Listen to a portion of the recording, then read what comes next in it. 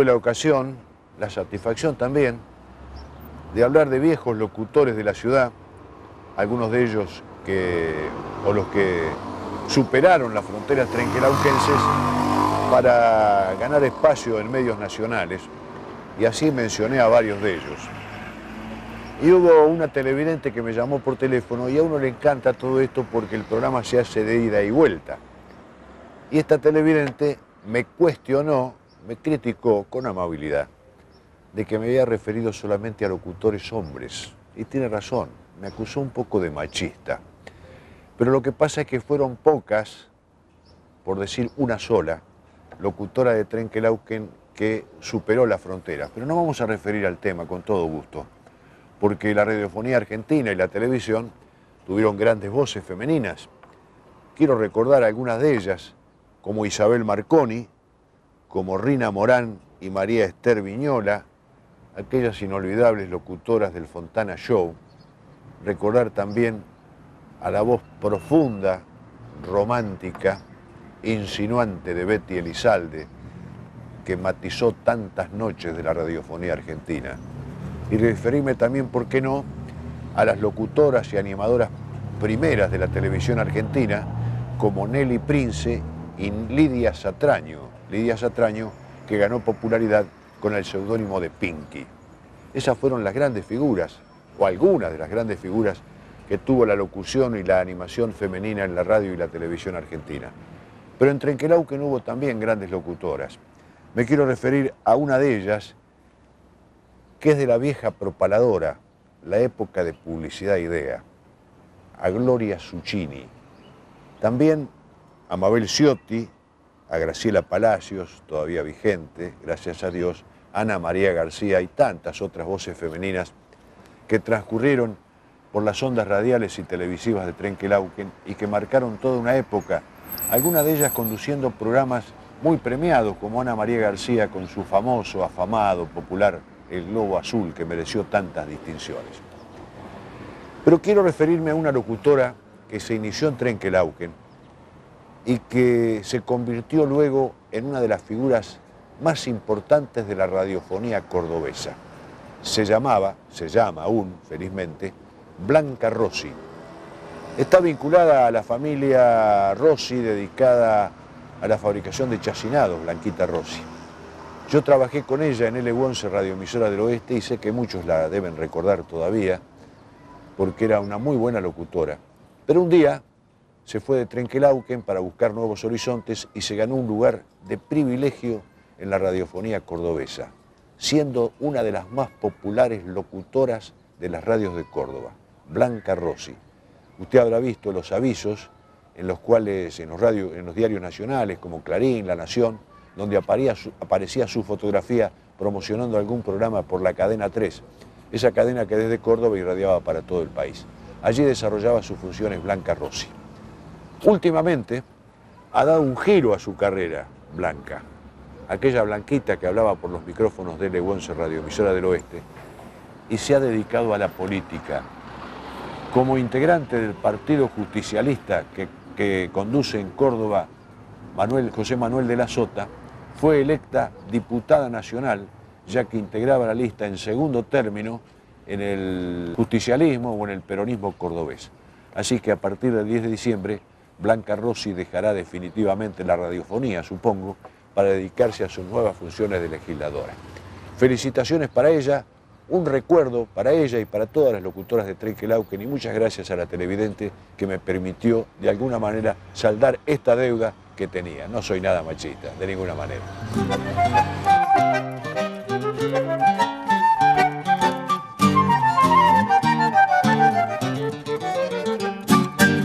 Soy Abel Velardo, 66 años de edad, mi vida futbolística, espero contarles a ver un poco de lo que yo he vivido en el fútbol. Yo quisiera por lo menos empezar diciendo mis primeros pasos a dónde los hice. Los hice en el Barrio Alegre, jugué en los infantiles de Racing, jugaba, un chico gordito que lo tenían ahí perdido, pero Sanolo, que era un director técnico que tenía, me ponía y gracias a Dios empecé a salir adelante. Y a los 15 años debuté en primera, en Barrio Alegre. A los 15 años debuté en primera contra Ferrocarril Oeste. Y ahí tengo una anécdota, porque mi padre era hincha de Ferro y nunca quería que yo llegara a jugar en Barrio Alegre, él quería que jugara en Ferro. Ese sábado voy a almorzar en mi casa y tiro el bolso por la ventana de mi casa para que mi papá no se enterara que iba a jugar en primera. Vos fijate lo que era antes, lo que era jugar en primera. Era un sueño divino para todos.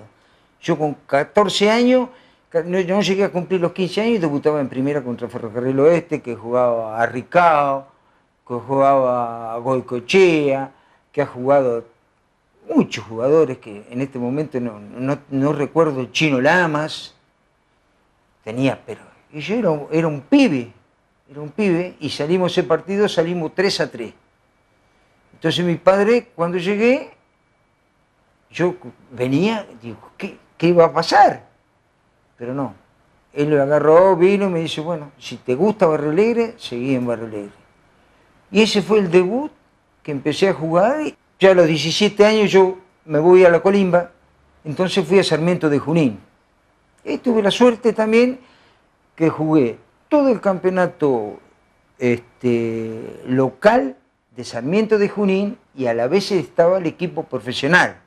En el equipo profesional jugué 3 partidos, que venía a ser la primera vez. Pero yo la satisfacción más grande que tuve en este momento es llegar a La Candela.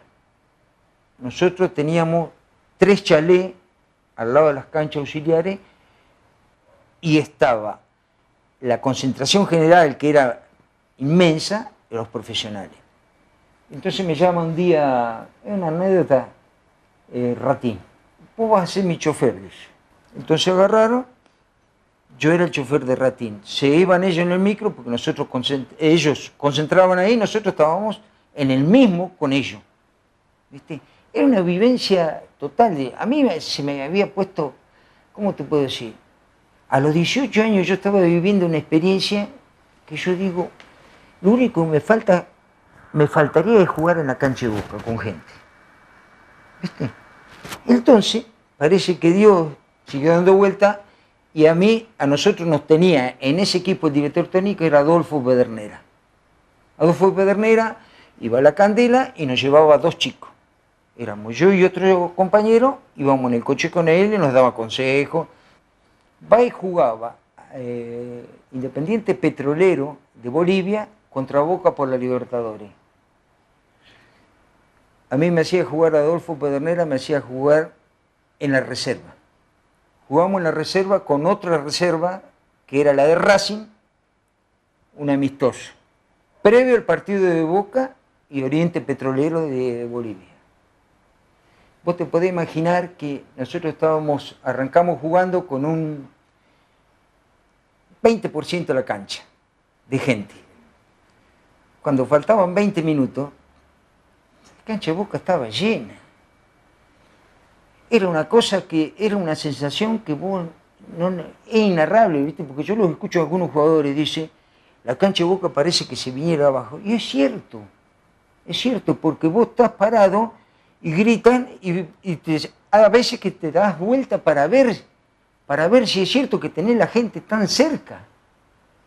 Es digno porque es un sueño para mí. Cumplí ese sueño que ojalá yo hasta el día de hoy no se me olvida.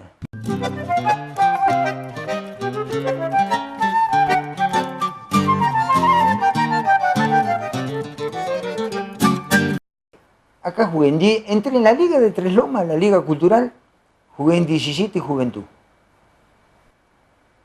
2 grandes instituciones. En Pehuajó jugué en Calaveras de Pehuajó.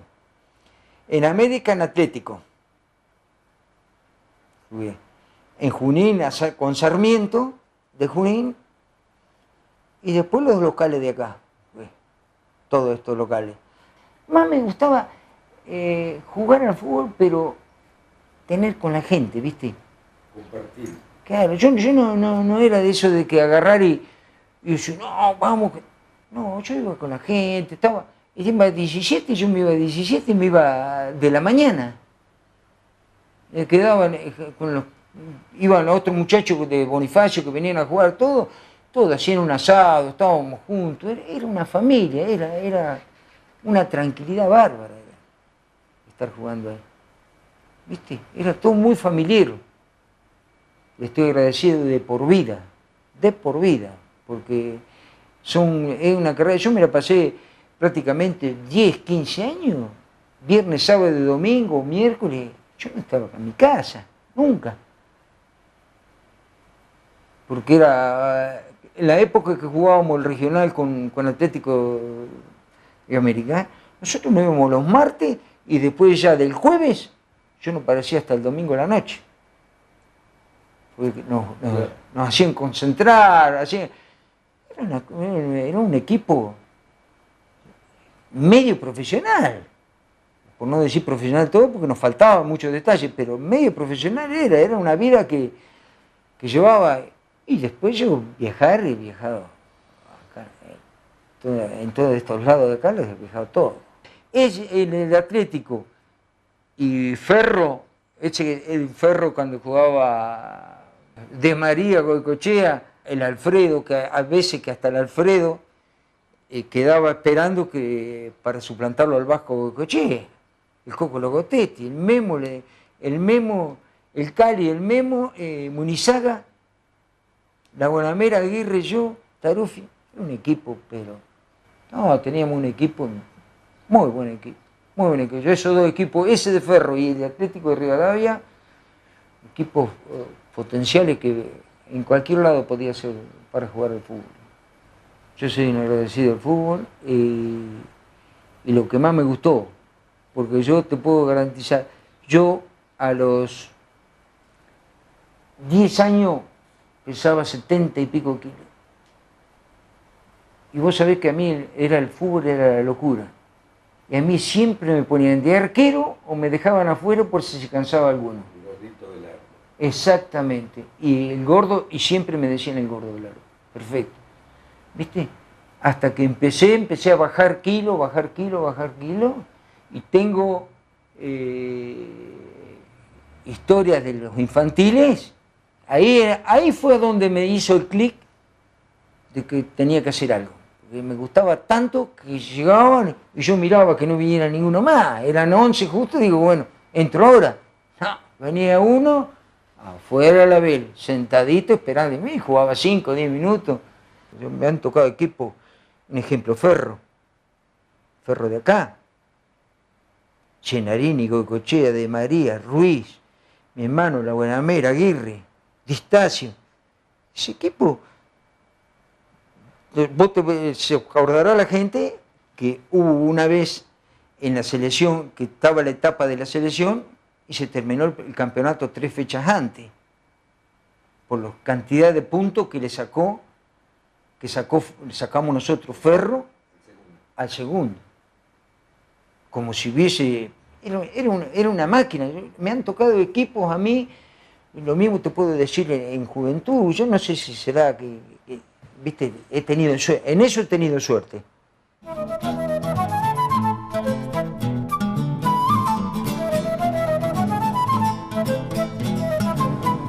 Bueno, vamos a hablar un poco hoy de las modas, pero no porque me vaya a dedicar a las funciones de modisto de ninguna manera. Porque la moda, la manera de vestir, los usos y las costumbres han variado con las épocas. Y esto no solamente en el ramo de la moda femenina, que podría ser más usual, sino en la nuestra, en la de los hombres, en los que se llaman del sexo fuerte o del sexo feo. Es que si uno mira a un ciudadano argentino vestido a la usanza de 1900, va a haber notorias diferencias con lo que usamos hoy los hombres. Nada que ver. Ha cambiado tanto todo esto que me he anotado aquí algunos nombres de prendas olvidadas que han quedado perdidas en el tiempo y que fueron en algún momento el motivo de atracción de todos los hombres. En aquellos tiempos se usaban polainas, sobre los zapatos el taquito militar y los botines. El taquito militar era también una manera de elevar un poco la estatura del candidato, ¿se da cuenta? Había ligas para los calcetines, para las medias, había ligas. Se usaba el calzoncillo largo en la época de frío. ¡Qué tiempos! Y había abrigos que se llamaban de distintas maneras porque tenían diferencias en la confección o diferencia en la tela con la cual se realizaban. Así teníamos el perramus, la trinchera, el piloto, el impermeable, el sobre todo, el gabán y la capa. ¿Se da cuenta usted cuántas cosas le he nombrado que usaban los hombres allá por los años perdidos, en los años del viejo Trenquelauquen? También se usaba el bastón, pero no para ayudarse a caminar a alguno que tenía alguna dificultad, eso también se usaba, sino que se usaba el bastón como símbolo de elegancia. Y había un bastón estoque que se sacaba y tenía en la punta como un cuchillo, como un arma de defensa, un arma de ataque, el estoque. También era la época del sombrero, una época ya perdida totalmente. Se usaba el sombrero y ¿qué hombre no tenía 2 o 3 sombreros de distintos tonos para armonizar con el traje, con otra vestimenta? Los sombreros Laguito que vendían aquí Gigirín Hermanos, viejos sombrereros de Trenquelauquen, o también la sombrerería Rossi, que también vendía sombreros, y vendían sombreros todas las tiendas de aquel entonces. Había el rancho, el chambergo, que usaron tantos cantores de tango, y el panamá, que era un sombrero de paja que se usaba en verano.